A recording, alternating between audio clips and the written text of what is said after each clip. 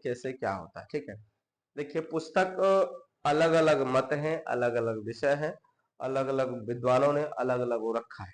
ठीक है, उसका व्याख्या किया है, अलग अलग पुस्तकों में अलग अलग मत है। मैं जो भी बताने जा रहा हूँ ये अपने मतानुसार, यदि आप कई मतों को पढ़े हैं और आपके दिमाग के आधार पर और भी कुछ है ऐड करके या लेस करके, तो आप कर सकते हैं। बाकी जो केवल मेरे माइंड से लिखना चाहते हैं वो इसको लिख लेंगे। बाकी सब कई कई क्या अधिकतर ज्योतिषी हैं, आप लोग जानते हैं, क्योंकि जब मैंने बोला था नीच भंग राजयोग भेजने के लिए, तो कई लोगों ने भेजा था। इसका मतलब क्या है, वो लोग इसके बारे में अवगत हैं पहले से। ठीक है, इसलिए मैं ये बात पहले बोल दिया हूँ। बहुत सारी चीजें ऐसी भी होगी जो आप लोगों ने एक्स्ट्रा भी पढ़ा हो, तो वो भी होगा, लेकिन ये जो मैं बता रहा हूँ ये मेरे आधार पर है, इसी को विशेष करके आपको अभी लिखना है। बाकी जैसा आप सोचे। चलिए प्रारंभ करना है। नीच भंग और विपरीत। सबसे पहले हम लोग विपरीत राजयोग के बारे में समझ लेते हैं, ये बनता कैसे है। देखिए विपरीत राजयोग जो है वह 6, 8, 12 अर्थात त्रिक भाव पर आधारित है। इसकी संपूर्ण व्याख्यान जो होगा वो त्रिक भाव पर ही होगा। विपरीत राजयोग बनता कैसे है, तो कहा गया है कि यदि त्रिक भाव के स्वामी यदि त्रिक भाव में ही स्थित होते हैं तो विपरीत राजयोग होता है। लेकिन इसमें और भी कुछ एक्स्ट्रा बातें हैं। क्या है कि त्रिक भाव के स्वामी यदि त्रिक भाव में बैठे हो तो राजयोग बनता है, परंतु इनमें से दो का आपस में संबंध होना चाहिए। इन्हीं में से एक, इन्हीं में से किसी दो का। कैसे, देखिए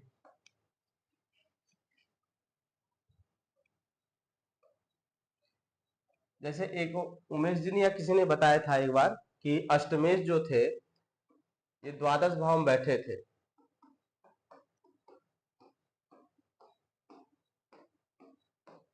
एक कुंडली था जिसमें अष्टमेश द्वादश भाव में बैठे थे, तो बोल दिए विपरीत राजयोग। वैसे अभी तक जो मैंने बताया उसके आधार पर तो यही है कि 6, 8, 12 भाव के स्वामी 6, 8, 12 भाव में से ही किसी भाव में बैठे हो, स्वगृही बैठे हो चाहे जैसे बैठे हो, तो विपरीत राजयोग बनता है।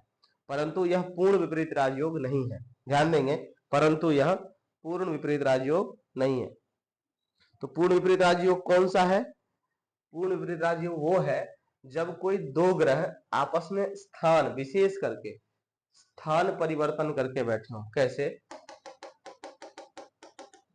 अरे सब डिलीट हो गया, चलिए कोई बात नहीं। धनु लग्न कुंडली बना लेते हैं। 9, 10, 11, 12, 1, 3, 4, 5, 6, 7 और 8। यहाँ बैठे हो चंद्रमा। अगर यहाँ चंद्रमा बैठे हैं, देखिए अष्टमेश षष्ठ भाव में बैठे हैं, तो इसमें विपरीत राजयोग है, परंतु पूर्ण विपरीत राजयोग नहीं है। पूर्ण विपरीत राजयोग तब होगा जब शुक्र यहाँ बैठ जाए। बात आ रही समझ में? किनको इनको आगे बात समझ में? बिल्कुल बात छोटी सी है यदि निष्कर्ष के रूप में बोले तो। वैसे बोलने का व्याख्या करने का तो बहुत सारी बातें हैं, इधर का बात उधर का, लेकिन जो निष्कर्ष आएगा वो यही आएगा। क्या, एक और बात इसमें एक्स्ट्रा है जिसका ध्यान रखना है। एक बात निष्कर्ष जो आएगा वो कि त्रिक भाव के स्वामी त्रिक भाव में ही आपस में राशि परिवर्तन करके स्थित हो तो विपरीत राजयोग बनता है। राज योग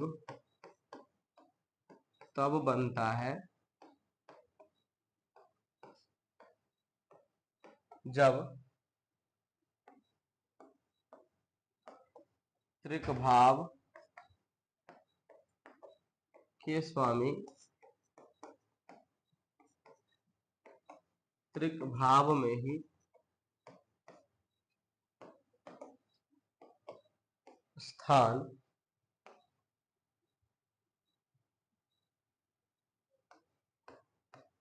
परिवर्तन करके स्थित हो। अब बताइए यहाँ तक किनको किनको समझ में आ गया? कुछ विशेष है ही नहीं, समझ में आ जाना चाहिए सभी लोगों को। वैसे नहीं आया हो तो बताइए। कि त्रिक भाव के स्वामी त्रिक भाव में ही स्थान परिवर्तन होना चाहिए, चाहे कहीं का भी हो। जैसे यहाँ पे मंगल बैठ जाते और शुक्र यहाँ बैठ जाते तो विपरीत राजयोग होता। अर्थात त्रिक भाव के स्वामी त्रिक भाव में ही यदि स्थान परिवर्तन करके स्थित होते हैं तो विपरीत राज, इस बात को हमेशा ध्यान रखेगा। बहुत सारी चर्चाएं आएगी, लेकिन पूर्ण विपरीत राजयोग तभी होगा जब स्थान। अच्छा, इस पे एक बात ध्यान रखना है, ध्यान रखें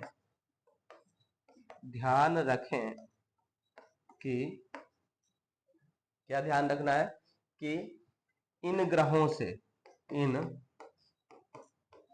से कोई अन्य भावेश कोई भी संबंध ना बनाए, कोई भी संबंध ना बना रहे हो। यदि संबंध बनाएंगे तो नीच भंग और विपरीत राजयोग भी खत्म हो जाएगा। अर्थात यदि इस पर बिल्कुल एक दूसरे से ही स्थान परिवर्तन करें और कहीं किसी तीसरे ने टांग अड़ाया, अर्थात मान लीजिए सूर्य ने टांग अड़ा दिया, सूर्य यहां बैठ गए, सूर्य जो है चंद्रमा के साथ बैठ गए, या चंद्रमा पे दृष्टि दे दिए सूर्य, या शुक्र पे सूर्य दृष्टि दे दिए, अथवा कोई भी बुध गुरु कोई भी जो अन्य भावेश है, जो त्रिक भावेश नहीं है, अन्य भावेश है। अन्य भावेश मतलब अन्य भाव के स्वामी, त्रिक भाव के स्वामी के अलावा जो अन्य भावेश है, भावेश मतलब भाव के स्वामी है, उनको अन्य भावेश कहे। अन्य भाव के स्वामी अर्थात त्रिक भाव के स्वामी के अलावा अन्य ग्रह यदि इन पे दृष्टि दे दे, इनके साथ बैठ जाए, किनके, जो ग्रह विपरीत राजयोग का निर्माण कर रहे हैं उनके साथ, तो इनका जो राजयोगता है वो भंग हो जाएगा। कोई भी योग हो, यही योग नहीं है, चाहे कोई भी योग हो, उसमें लग्नेश का बलवान होना परम आवश्यक है। पूर्णतः योग उसको तभी, जैसे मान लीजिए किसी के कुंडली में कोई दुर्योग है, जैसे हम लोग पढ़े हैं गुरु चांडाल दोष या अंगारक दोष अथवा अन्य प्रकार के कई दुर्योग पढ़े हैं ना हम लोग, लेकिन उन दुर्योग भी किसी कुंडली में दुर्योग है, परंतु लग्नेश यदि मजबूत है तो उस दुर्योग का जो दुष्प्रभाव है, अशुभ प्रभाव है, उस व्यक्ति को ऊपर उतना नहीं पड़ेगा जितना पड़ना चाहिए।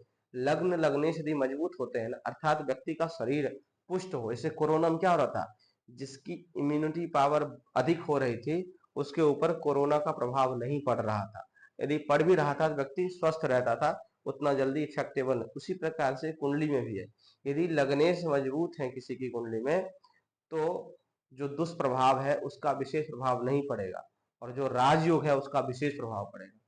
और यदि कुंडली के लग्नेश खराब है, लग्न और लग्नेश दोनों, लग्न लग्नेश दोनों खराब है, अर्थात बलहीन है, लग्नेश नीच के हो और लग्न अंश से बलहीन हो, लग्न पर पाप ग्रह की दृष्टि जा रही हो, तो क्या होगा, तो व्यक्ति के जैसे मान लीजिए विपरीत राजयोग बना, इसका इफेक्ट विशेष नहीं रहेगा उस पर, और कोई दुर्योग होगा तो उसका और ज्यादा बढ़ जाएगा, तो उसका शरीर ही कमजोर हो गया, लग्न ही कमजोर, लग्न मतलब उस पूर्ण संपूर्ण शरीर,